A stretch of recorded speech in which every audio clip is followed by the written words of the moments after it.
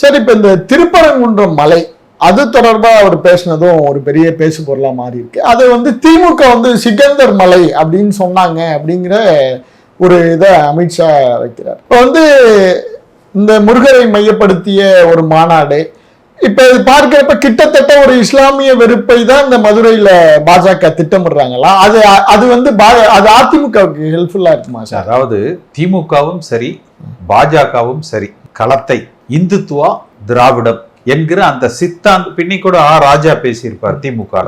அந்த சித்தாந்த அரசியலை முன்னெடுக்க திமுக முயற்சிக்கிறாங்க. திமுகவும் இதை எப்படி செய்யறாங்கன்னா, அண்ணா திமுக கூட்டணியை எதிர்த்து வெல்வது கடினம், பாஜக கூட்டணி என்றால் திமுகவுக்கு வெற்றி சுலபம் என்று திமுகவே இதை விரும்புறாங்க. பாஜக முன்னெடுப்பை எடுக்கணும்னு நினைக்கிறாங்க.